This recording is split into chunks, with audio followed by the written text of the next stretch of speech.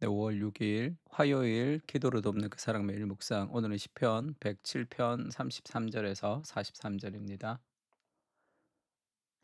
시편 107편에 보면 강이 변하여 광야가 되고 샘이 변하여 마른 땅이 되게도 하시지만, 또 35절에는 광야가 변하여 못이 되게 하고 마른 땅이 변하여 샘물이 되게 하고 줄인 자들로 말미암아 거기에 살게 하시는 하나님에 대해서 이야기하고 있습니다.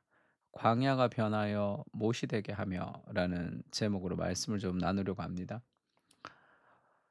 지금 43절까지 있는데, 첫 번째는 우리가 하나님의 능력을 신뢰하며 기도하는 거죠. 하나님의 능력을 신뢰하는 겁니다. 하나님이 어떤 분이시냐면 강이 변하여 광야가 되게 하십니다.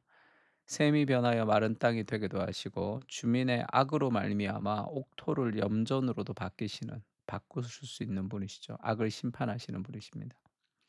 또 광야가 변하여 못이 되게도 하시며 마른 땅이 변하여 샘물이 되게 하시고 줄인 자들로 말미암아 거기에 살게 하사 그들이 거주할 성읍을 준비하게 하시고 밭에 파종하며 포도원을 재배하여 풍성한 소출을 거두게 하시는 분이시다. 이렇게 이제 얘기하고 있죠.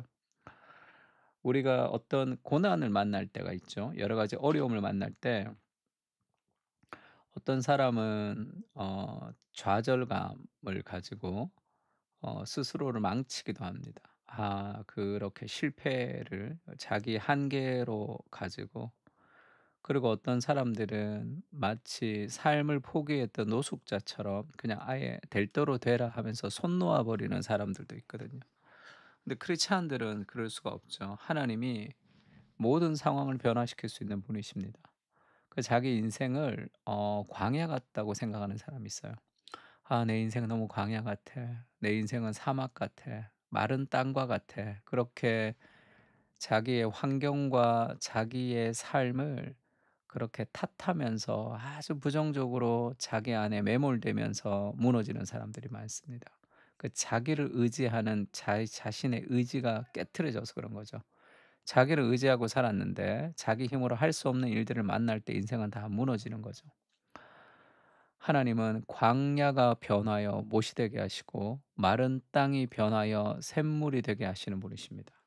그래서 줄인 자들을 살게 하시고 풍성한 소출을 거두게 하시는 분이시다라는 하나님의 능력을 신뢰하며 우리가 기도해야 되죠. 그렇게 기도하면서 기도가 먼저 가고 그 기도를 따라 우리의 삶이 따라갑니다. 그래서 시편을 보면 계속 우리가 부르짖음에 하나님께서 역사하셨다.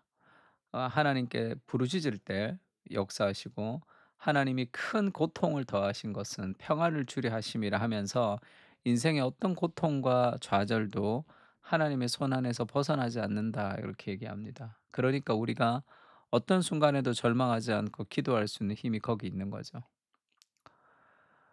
제가 참 좋아하는 말씀인데, 참 많은 열등감 속에서 젊은 날을 보냈는데 저를 훈련시켰던 리더가 그때 저한테 알려줬던 말씀입니다. 20대 중반에 25쯤 됐을 때 제가 이 구절을 만났는데, 제 평생의 열등감으로부터 저를 자유하게 해 줬던 그런 구절인데, 이 구절을 계속 기도할 때마다 묵상하고 기도하면 좋습니다.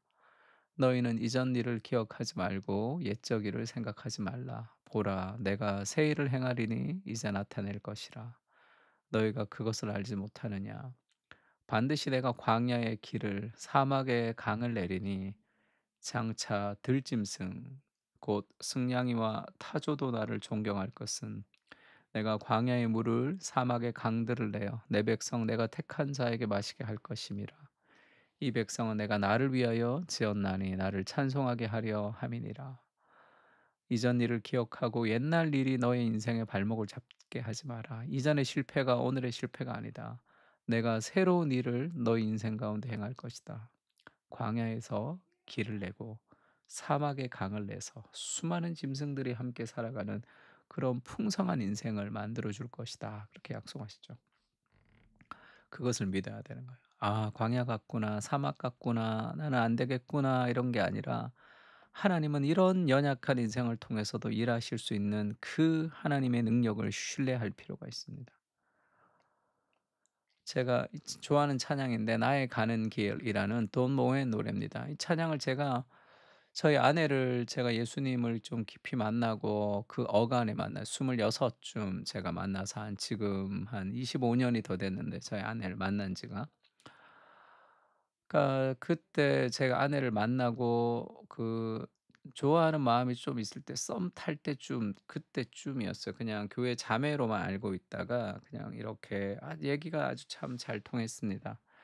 그래서 '이 사람 좋아하나 안 좋아하나.' 하여튼 그런 마음이 좀 있을 때인데 제가 우리 아내를 정말로 이렇게 탁 마음에 이렇게 '내가 참 좋다.' 이런 그런 순간이 있었는데 제가 인제 같이 인제 자주 걷기도 하고 집에 데려다 주기도 하고 그랬습니다. 그랬는데 좋아하는 찬양이 자기가 있다 그렇게 얘기를 해서 저한테 그러니까 무슨 찬양이나 하니까 God will make a way라는 돈 모엔의 찬양을 자기가 참 좋아한다.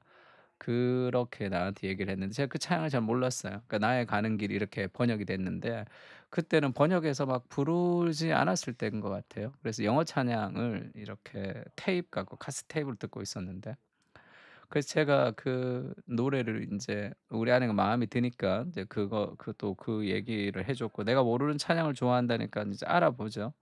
그러면서 이 가사를 쭉 들었는데 그때 이 영어 가사가 참 제 마음에 와 닿았습니다. 우리가 "나의 가는 길 주님 인도하시네. 그는 보이지 않아도 날 위해 일하시네." 이렇게 번역되어 있는 가사인데 God will make a way죠. 하나님은 길을 만드시죠. 하나님은 make a way니까 길이기도 하지만 어떤 방법을 만드신다. 어떤 방법을 창조하신다. 하나님은 새로 그런 어떤 방법을 내신다. 그런 뜻이기도 하죠. When there seems to be no way입니다.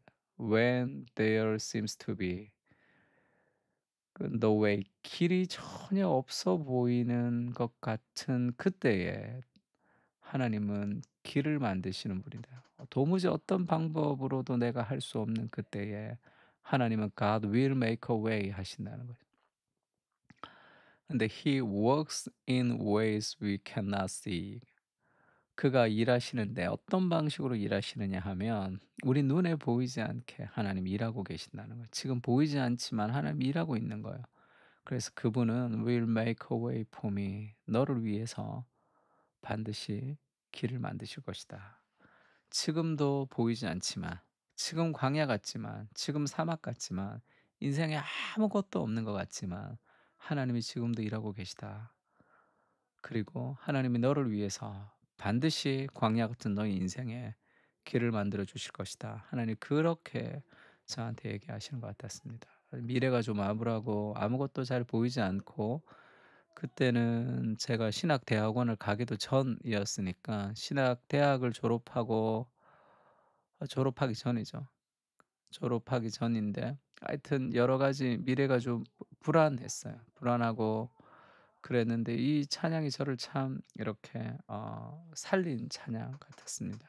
보이지 않지만 하나님이 지금도 일하시고 그 일하심이 결국은 광야 같은 인생의 길을 만들어 주실 것이다. 이렇게 얘기하는 거죠. 그리고 인제 그 압박과 재난과 우환을 통해서 뭐 그들의 수를 줄이시고 낮추시고 여호와께서 고관들에게는 능욕을 쏟아부으시고 길 없는 황야에서 유리하게 하시나 궁핍한 자는 그의 고통으로부터 건져 주시고 그의 가족을 양떼같이 지켜 주시나니 정직한 자는 보고 기뻐하며 모든 사악한 자는 자기 입을 봉하리로다. 지혜 있는 자들은 이러한 일들을 지켜보고 여호와의 인자하심을 깨달으리로다. 우리가 부르짖을 때 하나님이 응답해 주시는데 나의 의가 아니라 그리스도의 의를 의지하여 우리가 기도할 때 하나님께서 우리의 기도를 들으시는 거죠. 내가 굉장히 거룩한 삶을 살아야지 내 기도를 들어주시는 게 아니라 내가 의지하는 내 능력이 아니라 그리스도의 의로 인해서 하나님이 우리가 기도할 때 그 역사를 이루어 주시는 분이시다. 그렇게 이야기하고 있습니다. 그러니까 담대히 기도할 수 있는 거죠. 아무것도 없지만. 오병이어의 기적에 보면 예수님이 그렇게 얘기합니다. 갈 것 없다. 너희가 먹을 것을 주라." 이렇게 얘기하죠.